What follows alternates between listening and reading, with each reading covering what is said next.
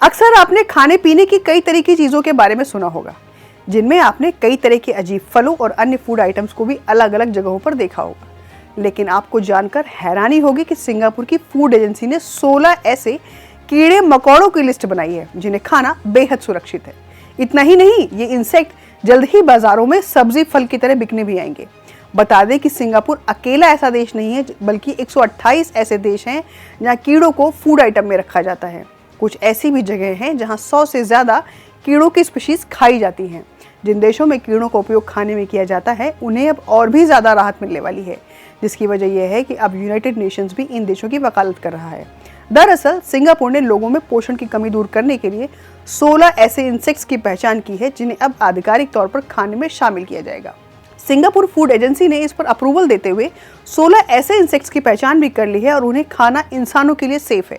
इनमें झींगुर, मॉथ, अलग अलग किस्म के टिड्डे, बीटल्स, सिल्क वॉर्म, मधुमक्खी और क्रिकेट की किस्में शामिल हैं। लोगों में पोषण की कमी दूर करने के अलावा कीड़ों को खाने में शामिल करने की एक वजह यह भी है कि करीब 700 स्क्वायर किलोमीटर में फैले इस देश में 55 लाख से ऊपर आबादी है।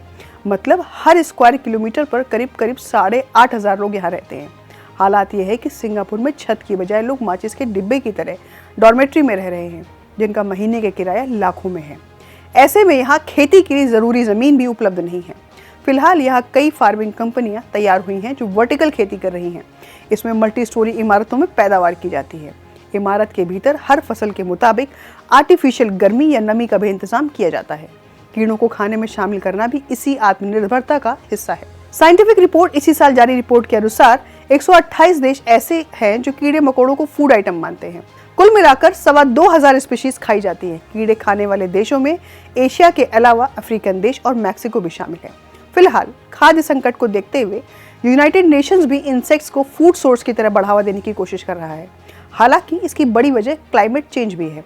असल में पशुओं को पालने, पोसने और फिर खाने से ग्लोबल वार्मिंग बढ़ रही है। इनकी बजाय कीड़े प्रोटीन का बढ़िया सोर्स हैं और क्लाइमेट चेंज की प्रोसेस को उस तरह से नहीं उकसाते।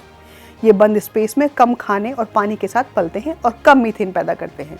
जबकि पशुपालन ज्यादा समय और एनर्जी तो लेता ही है, उनकी वजह से मीथेन भी ज्यादा निकलती है, जो ग्लोबल वार्मिंग को तेजी से बढ़ा रही है। यही कारण है कि बहुत से देशों में शाकाहार के लिए कैंपेन भी चल रहे हैं ताकि लाइव स्टॉक खाना कम हो सके।